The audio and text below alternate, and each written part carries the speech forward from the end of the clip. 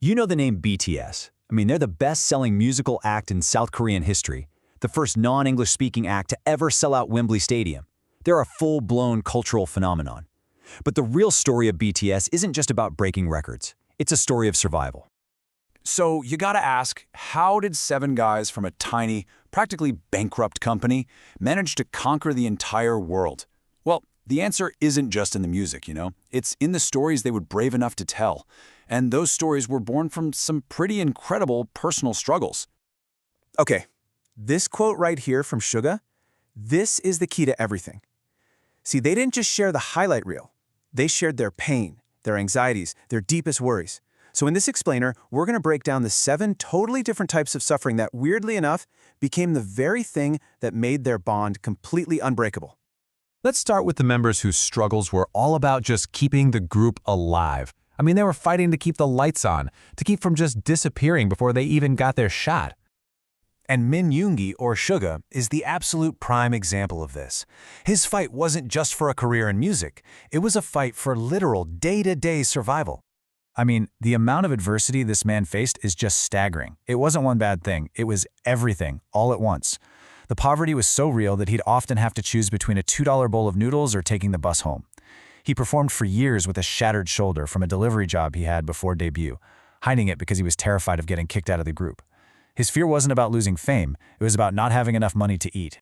So while Suga was fighting these huge external battles, the group's leader, Namjoon, or RM, was battling this crushing psychological weight of just trying to hold it all together. As the only member who was fluent in English, RM basically became their human shield, especially in the West. He took all the heat, navigated all these tricky cultural situations, and at the same time, his old friends from the underground rap scene were attacking him, calling him a sellout for becoming a pop idol.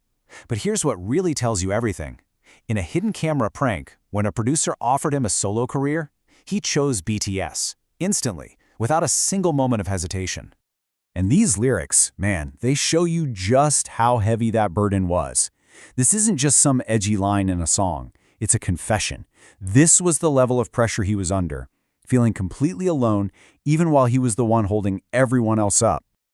So we've seen the battles with the outside world. Now we're going to turn inward. Because for some of the members, the biggest enemy wasn't poverty or the critics. It was the person looking back at them in the mirror. Take Park Jimin.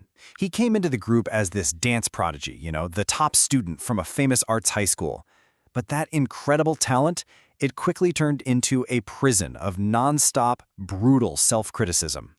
He was told his beautiful, fluid, contemporary dance style was all wrong for hip-hop, so he had to unlearn everything he was good at. And that just sparked this terrifying insecurity. He was almost kicked out with the final lineup 8 different times. This led to a really dangerous perfectionism. He admitted to practicing until he would just collapse, starving himself, sometimes eating only 1 meal in 10 days. It's this heartbreaking paradox. He felt like he had to physically waste away to prove he deserved to be there. And then you have the youngest member, Jungkook. His struggle was way more subtle, but honestly just as profound. He basically lost his identity before he even had a chance to build one. He joined the group when he was just 13 years old. His entire teenage life happened in front of cameras. He once said that his personality was just made up of pieces he took from the other members because he never got to figure out who he was on his own. His entire existence was based on being good at performing. So that nickname, the Golden Maknae, the golden youngest one who's good at everything, it created this impossible pressure where if he cracked one note in a 2-hour show, he felt like a complete failure. And this lyric from Jimin's solo song Lie, it just perfectly captures this whole section. The lie was the perfect smile they had to put on for the world while they were fighting these crazy internal battles, totally trapped inside their own heads. All right, finally, let's look at the members whose pain was often totally invisible to the outside world, hidden behind a smile or a quiet sense of responsibility. Kim Seok-jin, the oldest member, was actually recruited to be an actor. He had 0 singing or dancing experience. Can you imagine? He was thrown into this world of elite trainees and was immediately hit with this massive wave of imposter syndrome. Jen constantly felt like he was playing catch-up. He even wrote in his song Awake that he felt like he could never fly as high as the others. But as the oldest, he quietly became their guardian. He'd use his own allowance to buy groceries and cook for everyone, and he used humor as a shield, right? All the worldwide handsome jokes were his way of hiding his own self-doubt and keeping everyone else's spirits up. For Jung Ho-seok, his own stage name, J-Hope, and his famous catchphrase, "I'm your hope," it became both his identity and, in a way, his own personal prison. He was trapped. He was the group's sunshine, and he felt this intense pressure to always be happy, always be energetic, no matter what. That need to just keep smiling became a job, and it forced him to suppress how he was really feeling. And a lot of people don't know this, but the pressure got so bad that he actually quit the group before they debuted. He only came back because the other members, especially Jungkook, basically begged him, saying they couldn't do it without him. And last, but certainly not least, we have Kim Tae-hyung, or V. His suffering was all about a deep, profound sense of emotional isolation. Before their debut, V was the hidden member. He was kept a secret from the public until the very last minute, and that created this deep, lasting fear of being forgotten or left behind.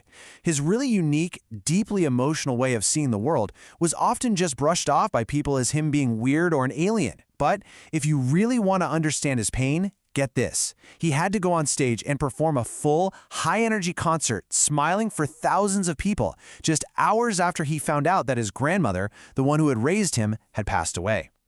So when you lay it all out like this, you really start to see the whole picture, right? It wasn't just one kind of struggle. Each member was in their own battle, fighting their own kind of war.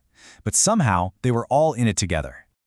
And that right there, that is the most important takeaway from all of this. Their strength didn't come from all of them being the same. It came from the fact that their pain was different. Where one of them had a weak spot, another was strong. They were able to survive because they could cover for each other. They completed each other. They didn't become superstars in spite of all this pain. They became superstars because of it. It's what made their story real. It's what connects them to millions of people. And now, with all 7 members set to reunite after their military service, there's really only one question left. After surviving all of that, what kind of story are they going to tell us next?